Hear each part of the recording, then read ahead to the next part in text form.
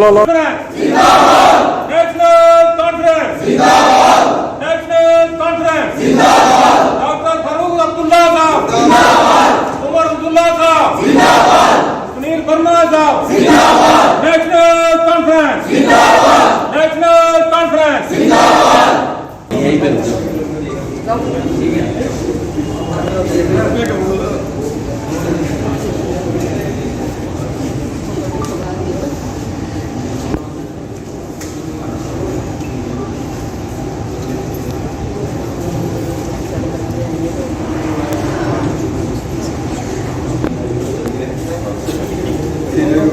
ऐसा है कि नेशनल हमने तो आज प्रोग्राम किया तो बनाया था कि आज हम प्रोटेस्ट करेंगे।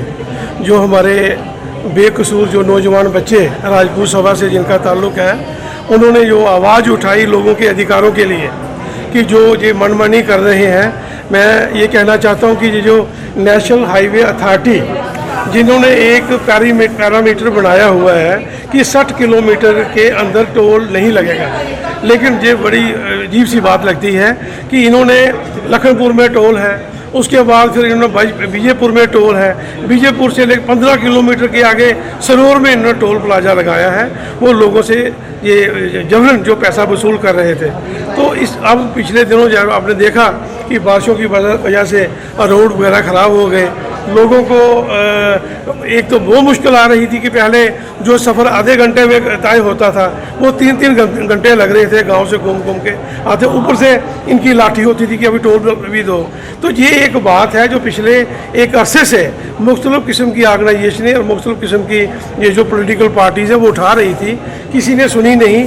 लेकिन आज मैं समझता हूँ कि राजपूत सभा के जो नौजवान जो बच्चे हैं, जो उन्होंने थोड़ा इनिशिएटिव लिया, जब ये बात उठाई तो उनके साथ पूरा जम्मू प्रांत खड़ा हो गया। जितने भी संगठन, जो हमारे व्यापारी संगठन, जितनी भी सोशल ऑर्गेनाइजेशन, जहाँ जितनी भी पॉलिटिकल पार्टीज़ थी, और वो उनके साथ खड़े हो गए। तो इस सिलसिला में मैं आपको ये कहना चाहता हूँ कि हमारी जो लीडरशिप है नेशनल कॉन्फ्रेंस की, जिसने इस सिचुएशन पे पूरी पैनी नज़र रखी हुई थी, तो उनकी भी हदायत थी। हमारे जो मैं आपको कहना चाहता हूँ, जैसे कि नेशनल कॉन्फ्रेंस ने इसमें बहुत बड़ा एक योगदान दिया है। रियासी में हमारे अब्दुल गनी मलिक साहब जो फार्मर मिनिस्टर हैं, उन्होंने एजिटेशन वहाँ पे की, प्रोटेस्ट किया।